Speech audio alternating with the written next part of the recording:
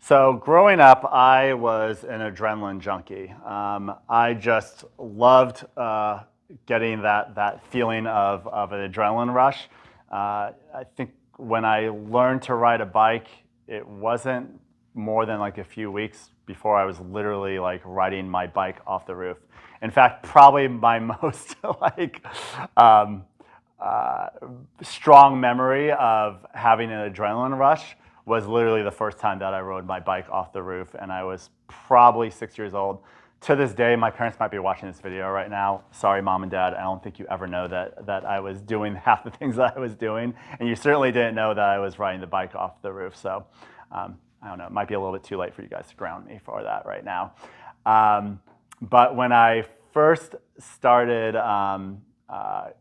doing these kind of daredevil stunts, it was just one of those things that just would escalate over time.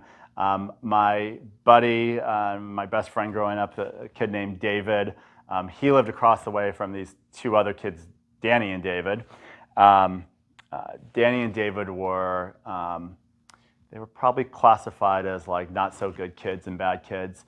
But they were building a ramp in their backyard. So we got involved in that process of helping them build that quarter pike ramp, and really never got any coaching with BMX biking. I mean, we would just try stunts, and the way you learned how to do things is you would just fall 1,000 times. So, you know, you become very good at falling, and, you know, I was always just coming home with bumps and bruises and scrapes. Never broke anything in my life. Which was just very fortunate for me, being wired the way that I was wired. And really with the BMX biking was what I did to get most of my adrenaline rushes. I mean, we used to do, I like to jump off of things, I think, so just like kind of flying through the air. I mean, the interesting thing is I'm actually was afraid of heights. So one story roof was probably okay, but you know, if I ever went anywhere beyond 2 stories, my vertigo and well, not my vertigo, but my fear of heights would kick in a little bit there. Was a pretty big adrenaline junkie up until I got to college, and you know, then it kind of caught up with me.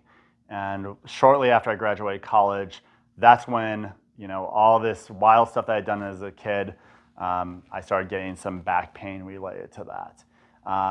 You know, and I see this a lot. I mean, patients come in and they usually have an issue, and they might be like, oh, the pain just started a week ago or 2 weeks ago, or maybe it, you know, started a month ago. I will tell you, in almost all cases, those problems probably started 20 or 30 years ago.